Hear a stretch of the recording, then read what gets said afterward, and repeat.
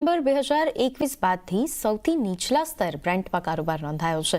તો ક્રૂડમાં ઘટાડા પાછળ કયા કારણો જવાબદાર છે તેની વિગતો લઈએ.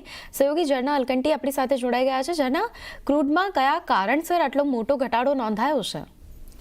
જી, ક્રૂડમાં ઘણો મોટો ઘટાડો આપણે આવતા જોયો છે. ગયા અઠવાડિયામાં પણ એક મોટો ઘટાડો હતો, એ આ અઠવાડિયામાં આગળ વધતો દેખાઈ રહ્યો છે. તો આપણે જણાવી દઉં કે બ્રેન્ટ ક્રૂડની કિંમતો $70 પ્રતિ બેરલની નીચે પહોંચી ચૂકી છે.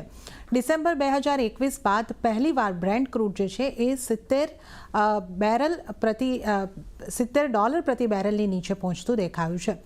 બ્રેન્ટ ક્રૂડ છે એના આ સ્તરની જો વાત કરીએ તો એ 33 મહિનાના નીચલા સ્તર પર અત્યારે કારોબાર કરતા દેખાઈ રહ્યા છે. બ્રેન્ટ ક્રૂડના ઘટાડાની આપણે વાત કરીએ તો 3 સપ્તાહની અંદર લગભગ 14% નીચે કિંમતો આવી ગઈ છે. ખાસ કારણોની જો વાત કરીએ ઘટાડો કેમ રહ્યો, તો ઓપેકમાં દ્વારા 2024ના જે ગ્લોબલ માંગના અનુમાન છે એને ઘટાડવામાં આવ્યા છે અને એને કારણે આ પ્રેશર અહીંયા આગળથી બનતું દેખાઈ રહ્યું છે. તો માંગ અનુમાન 4%થી ઘટાડીને 2.03 મિલિયન BPD એટલે બેરલ પર ડે જેટલું કરી દેવામાં આવ્યું છે. 2025માં નબળી માંગની આશંકા અહીંયા આગળથી છે. ઓપેકે આપણને જણાવ્યું છે કે 2025 માટે માંગના અનુમાન જે છે એને ઘટાડવામાં આવ્યા છે. 1.74 મિલિયન BPD કરવામાં આવ્યા છે.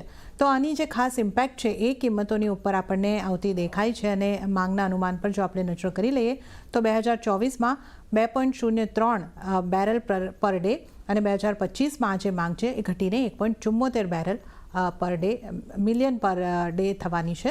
તો આ એક મોટું રીઝન છે જેને કારણે ક્રૂડની અંદર આ ઘટાડો આવતો દેખાયો છે. જી ઝરણા, આભાર આપનો.